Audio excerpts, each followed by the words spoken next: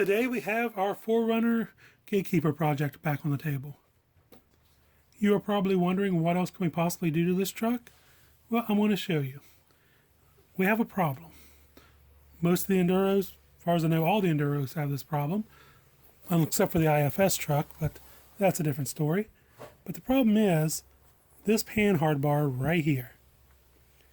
Whenever my suspension compresses, it hits the top of the pumpkin right here. I still have more shock to go. It just hits that right there and stops my suspension travel for straight up and down. I personally do not like that. I don't like it hitting the pumpkin air and limiting. I don't like the stress it's going to put on this bar and on this panhard link mount over here. So I'd like to avoid this problem. How am I going to avoid this problem? Let me show you. I'm going to use these. These are the Club 5 Racing steering setup, 3-piece steering setup for the Enduro. It includes these heavy-duty stainless steel links here. This one's the behind the axle steering link. This one right here is the one that goes from the servo to the hub over here to make it steer. But the important one is this one right here.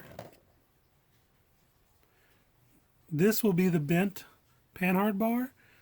This bend will allow the panhard to clear the axle, the pumpkin, whenever the suspension compresses. This will give us a little more room. These are made out of heavy-duty stainless steel, and they do come with heavy-duty end links as well.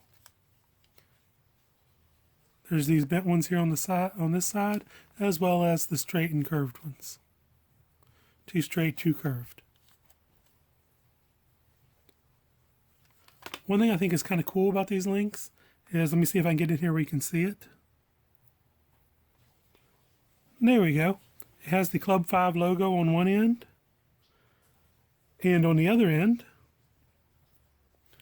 it has the length of the piece.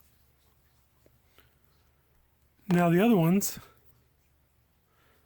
have Crawler Central written on them, as well as the length. See, whenever we move back, you won't really be able to see that, but I think it's just a nice little touch and feature. So what I'm going to do now is I'm just going to remove the links that are here, swap these in, and see if I run into any problems. If I have any problems, I'll come back and show you what they are. Okay, time to get into disassembly. And here we have all the links assembled.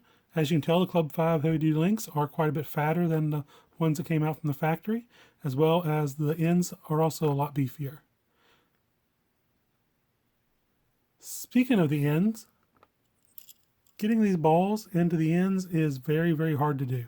They're very snug and tight going in, so it means they shouldn't pop out, but you can't just take a pair of pliers and pop them in like normal. So what's the solution to that?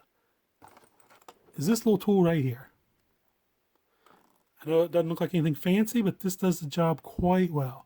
What this is, it's a really long screw with a Tamiya wheel wrench pushed over top of it. You could use just a piece of tubing, a nut, and 2 washers on the end. What we do is take the tool here, slide the screw through the end that you want to put on. That way the wheel wrench goes down over top of it and fits tight against this plastic. And then you just tighten down the nut. And the screw will pull this piece into the plastic there. So you tighten it down, it pulls it right in. That's all there is to it. Makes life so much easier. So the next step is we are going to take these pieces that we just made, the Club 5s, and reinstall them onto the truck. And here we have the finished product. I gotta say, I'm quite happy with how these fit.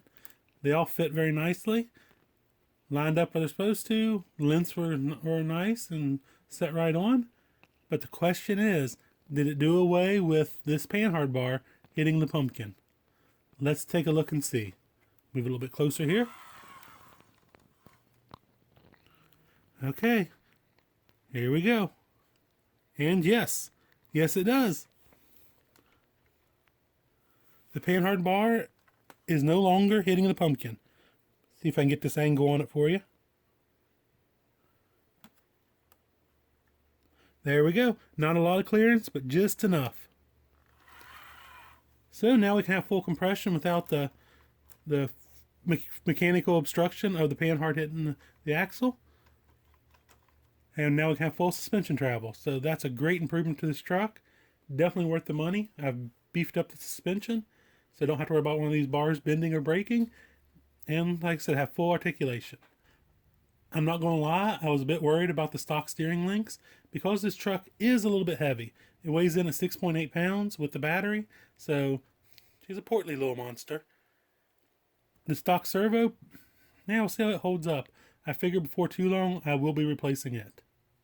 So there you go. If you're looking to upgrade your steering and do away with that mechanical limitation of suspension travel, look at Club 5 Racing and their steering setup, their heavy duty steering setup. I think you'll be pleased with it. If you have any questions or comments, please drop them down below. And make sure you follow us on Instagram. The link is down below. We post a lot of pictures there. And until next time, happy RCing.